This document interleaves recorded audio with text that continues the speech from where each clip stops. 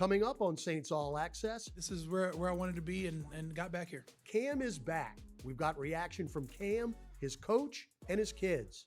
We'll talk about the state of the Saints as we start the countdown towards training camp.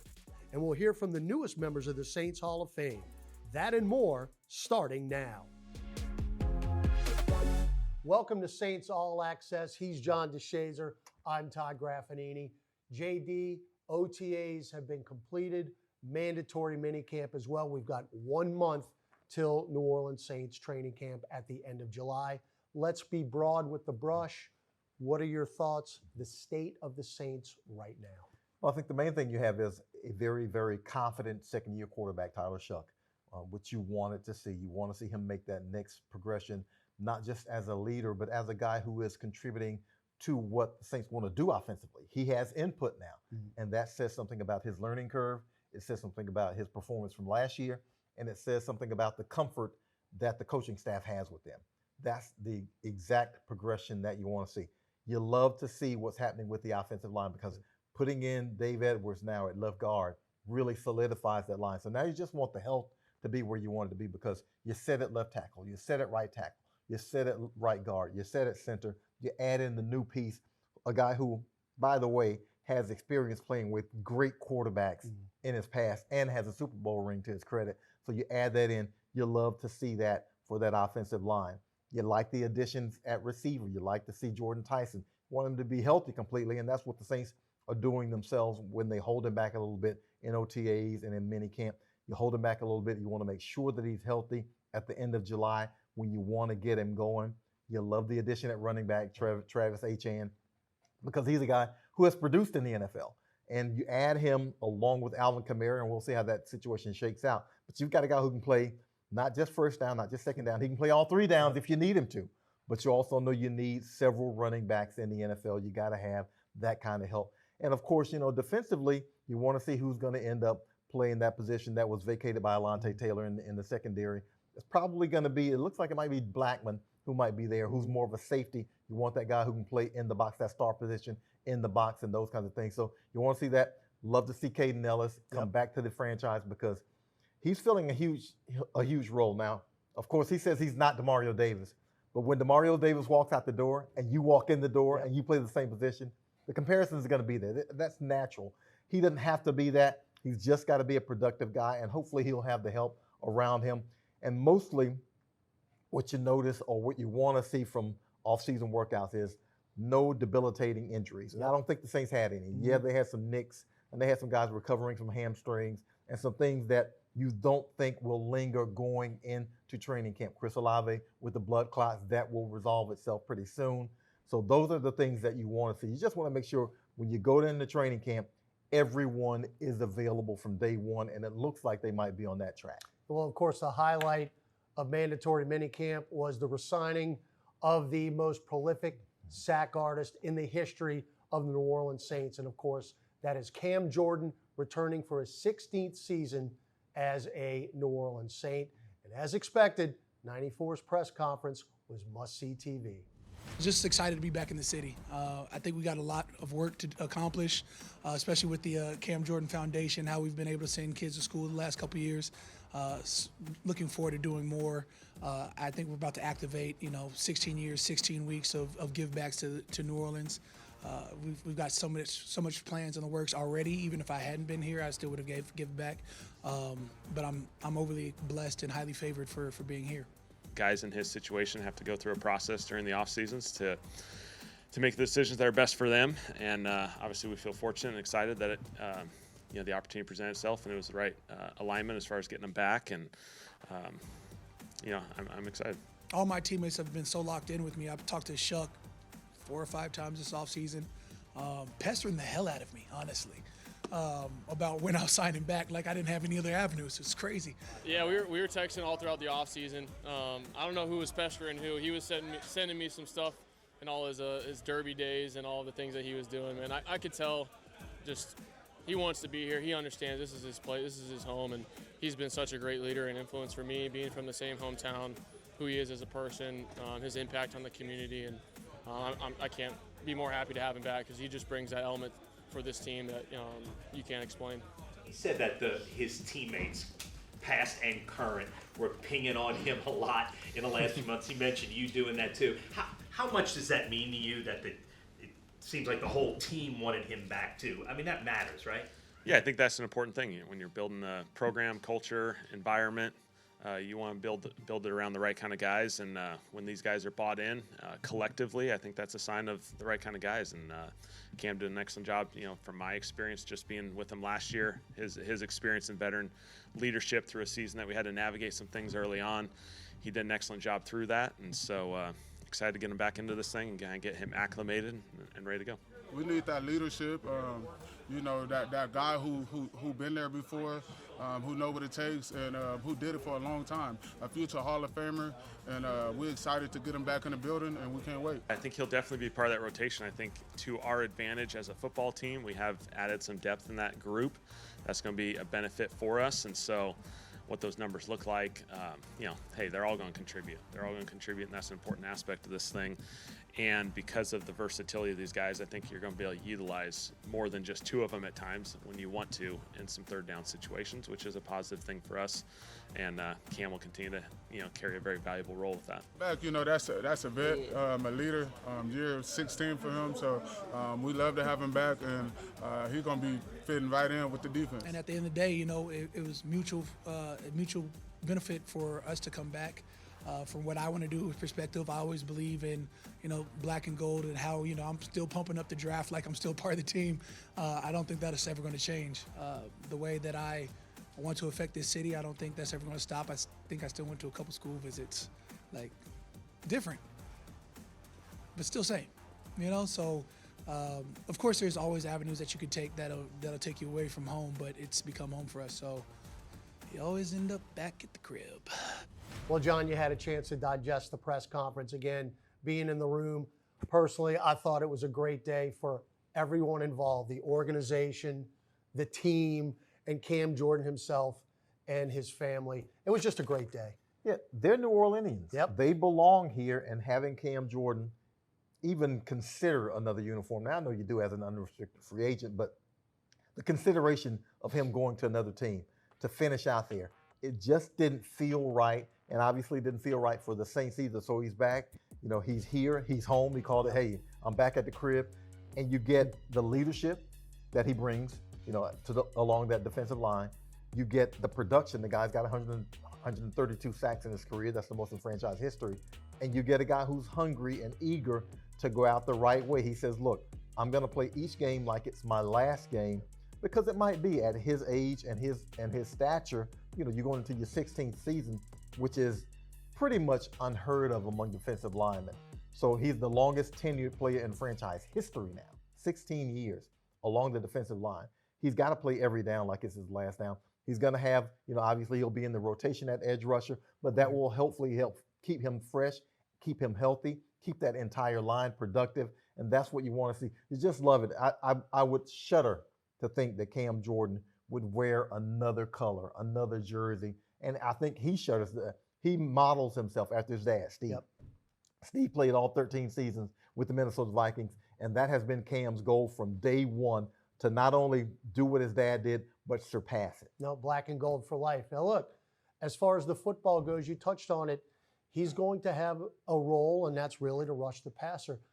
But what's been so remarkable, of course, we're knocking on wood here, the durability of Cam Jordan. You talk about durability, it's been availability, because he's answered the bell every season. Yeah, the dude, he's missed 2 games. He missed 1 game with COVID. He had to. Right.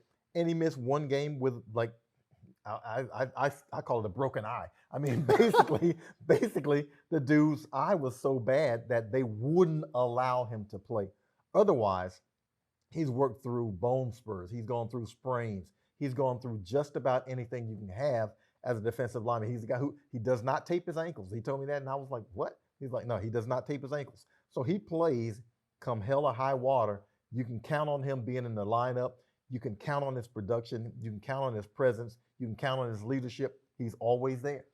Let's talk about the defense. Of course, last season you get 6 wins, so it kind of went under the radar a little bit, but as the season went along, that new 3-4 defense from Brandon Staley turned into a top 10 defense in the NFL. after watching them through OTAs and, of course, the mini camp. They don't have pads, so it's tough to evaluate, especially on the line. But just what are you seeing from these defensive guys? The guy I watched, and you can't help but watch him, Chase Young. Mm-hmm. Chase Young is a first guy off the bus player. He looks physically imposing. Whatever it is he weighs, and I guess it's 260, 270, he looks streamlined. He's been a leader in the offseason. We saw the production last year, 10 sacks in 12 games, a career high, even though he missed the first 5 games of the season. He is so tuned in now because I think Brandon Staley's defense and that edge rusher position unlocked some things with him. Mentally, you knew he had it physically, but I think just being put on the edge and saying, okay, here's what we want you to do within structure, but we'll give you the freedom to freelance, to go get him. And he was almost unblockable down the stretch. So noticing him defensively was the big thing with us. You get Pete Werner back at linebacker, Right. and Pete Werner is a really productive guy and has been for his tenure with the Saints. Then Kool-Aid McKinstry looks like he's made a jump. Quincy Riley looks like he's made a jump, both of those cornerbacks. If those guys can hold up defensively, and the Saints want to play some man-to-man, if they can hold up, you can do what you want to do up front, because if you've got Chase Young, if you got Carl Granderson, both of those guys are kind of coming at their peaks. You've got 2 guys who can rush the quarterback, who can hurry the quarterback, who can get the quarterback off schedule and off target, and those things will benefit you defensively. Look, I was impressed again. You mentioned him earlier. Kaden Elliss was coming in to fill the DeMario Davis role. He was very productive with the Atlanta Falcons, but thankfully he is back here as a Saint where he started his career. And I noticed, John, in the last couple of mini camp practices, they were moving around a little bit. They're not afraid to put him on the edge and rush the passer because he is capable of doing that. And also the 2 veteran safeties, Blackman and Reed, they had unreal training camps a year ago, and we thought that going into the regular season, that might have been the strength of the team. Unfortunately, both of those guys got hurt, one at the end of training camp and one at the very beginning of the regular season, and we never saw them again. Just to see them back out there is going to help the defense immeasurably. Yeah, we'll see Blackman because he only played the first game last Right. season, hurt his shoulder, and then he was out for the rest of the season. So we didn't get a great look at him. He's looked phenomenal in off-season And workouts. he had interceptions on 5 straight days during training camp last year. So hopefully you get him healthy. He looks like the part. But even if you don't, knock wood, hopefully you will. But Jonas Sanker was a revelation last year. He played great at Virginia, and you knew he had some versatility. But you throw him into the fire, and he gets that experience. So if for whatever reason Blackman can't play, you've got Sanker to go in and also fill in. So you've got some experience back there, and that can only help the team. All right, it's time to take our first break. But first, let's revisit the Cam Jordan signing, specifically Cam's kids, because they stole the show. Hello. I made this face. Tell them how excited you were. For your birthday, where'd you want to come? Here. Wow. Where's here? Back to New Orleans. Right. And then we talked about what? We talked about if we don't go back to New Orleans. You say, what'd you tell me? You're like, you know how much it's going to affect our life, right? Yeah. Yeah, He's goat. Well, I don't know how to respond to that. he's GOAT. What? Yeah, I am GOAT, but like continue. But no, like how did you feel coming back to New Orleans? Great. I felt great coming back because this is where I was born and raised for a decade. So, yeah. Going through that decade, Yeah. perfect. Yes. Yeah, appreciate it. Literally, you can beat it now. Scram. All right, fine. Peace. What do you want to say? If you have anything to say, this is your time. This is it. Come on. I'm happy to be back in New Orleans. All your friends. All my friends. Different school. This, Repeat it. Scram. What, you want to say something? Come on. Come on. Come on. What you got, y'all? I love you. Okay. Thank you. We love New Orleans.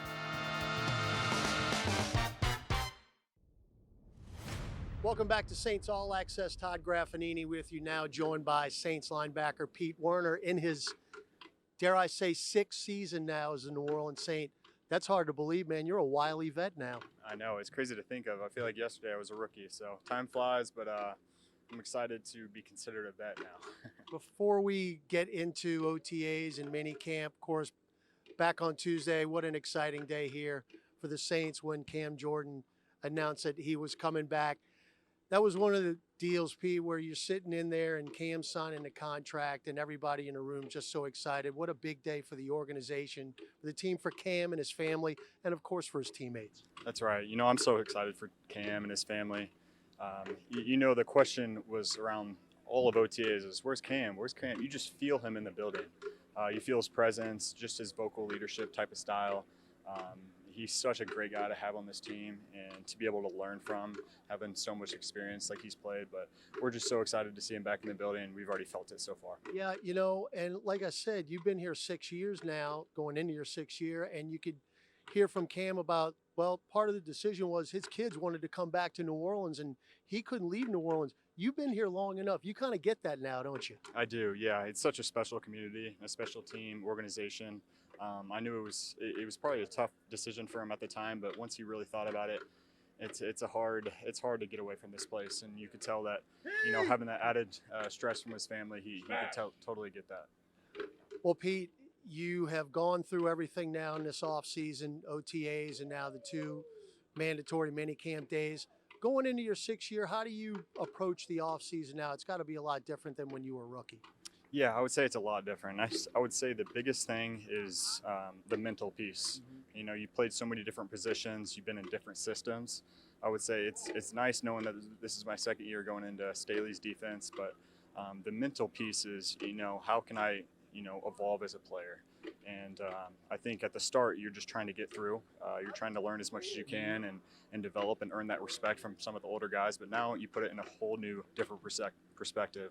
And it's how can I lead this team as best as I can? And how can I, you know, perform and let the young guys see that in the field? Well, in the business, they call that a segue because that led into my next question. Year 2 under the Brandon Staley system. And very quietly last year, you guys started to build up a pretty solid defense. And I know the record wasn't what you expected, but the expectations going into year 2 of this 3-4 system and of you personally, and now you've got Kaden Elliss alongside of you, so things have got to be looking way up. Yes, you know, we might not have started the season like we wanted to, but we had a lot of momentum going into the end of last year, and I think we're building on that. We see that, we know the type of team that we can be, and you could see all throughout OTAs we had that mindset going out into practice.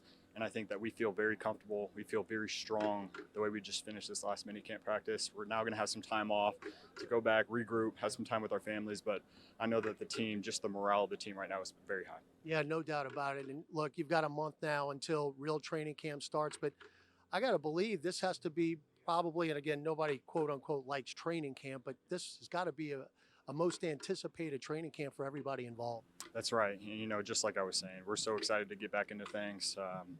But, you know, this time off will be nice. We worked very hard throughout OTAs and vet minicamp. So going back to training camp, that's all we're going to be thinking about is, you know, how much fun we had together all throughout OTAs and minicamp. And let's just rise up from this. One more before I let you go. I know you've seen the schedule and everything, but how pumped up are you to make that trip to Paris? I'm so excited. My family might be even more excited. So my wife too. She's already talked to me about her different shopping things she wants to do. But we're really excited for it. Playing out in Paris, and it's going to be such a fun environment. Long travel day, but the players are really excited for it. No question. That is Saints linebacker Pete Werner. Pete, see you during training camp. Awesome. Thank you, guys.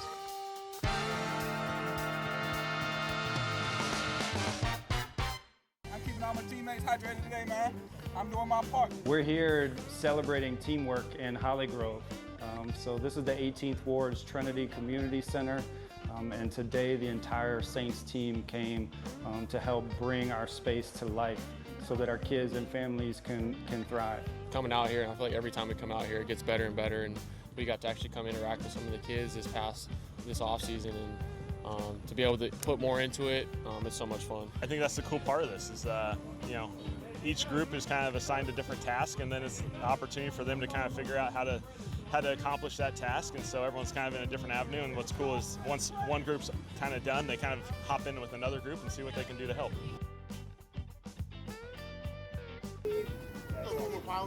It's a really great feeling just knowing that you gave back in a real way, you know, and I feel like to be out here with my teammates is an awesome feeling, awesome experience, and it's something that we'll take with us just throughout our whole journey in life, you know, just never forgetting the little things, you know, the small things that's going to make a real impact. There's nothing like getting your hands dirty with the boys, you know, seeing how each person's work ethic is, you know, getting sweaty together in a different way. So I'd say it's huge and it's been good. Are you judging work ethics out here? Absolutely. All right, who's top? Who's A-level worth it? Zach Wood, he's probably made like 50 trips with that wheelbarrow back and forth, and I think that's the hardest job out here. So he's top of the tops for me. All right. And young BY, Coach Brian Young, he's been getting in with the wheelbarrow too. So yeah, he's got the arms for it. Be a part of the Saints Junior Cheer Crew. Open to ages 11 through 17, participants will train with the Saints Cheer Crew and perform at halftime during Saints Jaguars on August 15th. Each package includes an exclusive uniform, choreography clinics, a rehearsal at the Oxnard Sports Performance Center, a VIP game day experience, one Guardian ticket, and game day meals. Register by July 1st at NewOrleansSaints.com. Well, everybody's got their Saints all-time favorite players. Here are two of mine, Terron Armstead and Mark Ingram. Now they have one thing in common. They're both headed to the Saints Hall of Fame. I can remember I was sitting in the first round. Everyone was like, yo, you're supposed to be like a top 20 pick, like your top 15 pick. Like, I'm like, okay, yeah, this is good. Like, all right, we're going to be smooth. But, you know, I kind of dropped. It gets to pick 28. I get this 504 number call on my phone, and I pick it up. And it's Mickey. He's like, yo, Mark, it's Mickey Loomis. We just traded back into the first round to come get you. Everyone is going crazy over here. And ever since that day, I've been forever indebted to the New Orleans Saints and that fleur-de-lis. Being in this Hall of Fame for this organization representing this city is, I couldn't write a better story. It's perfect for me, it's perfect for my family. This is everything for me. This is I made it. I finally feel like I made it. This is the pinnacle, this is the reach, this is the goal. Well, John, both of those gentlemen, very worthy inductees to the Saints Hall of Fame. Yeah, both of those guys left the organization at one point in time, had productive seasons at other places, Terron in Miami and Mark with Baltimore. But those guys, they're Saints through and through and through. This is where they made their name. This is where they made their bones. This is where they had the best production. So you like to see those guys rewarded that way. These are more guys from the Sean Payton area with all that success, and you see more and more of those guys coming along as we track, going to the Saints Hall of Fame. Yeah, and they just got better and better, of course, really culminating in the NFC Championship season of 2019. I mean, and of course, the pairing of Mark Ingram and Alvin Kamara, who'd forget that, they did press conferences together. Yeah. And it's just unfortunate about Terron Armstead because he was so dominant as a tackle. He just, you know, fought the injury bug his entire career. Yeah, and that's the one drawback. But look, he still holds the NFL Combine record for the fastest 40-yard dash for an offensive lineman, 4.84 seconds, he told me. And he's just the guy who was so productive at left tackle. I would say he's the second best left tackle in franchise history, probably behind Willie Roaf. And those things aren't to be discounted because Willie Roaf, a Hall of Famer. Well, John had an opportunity to sit down with both inductees, and we will hear those interviews on our next edition of Saints All Access.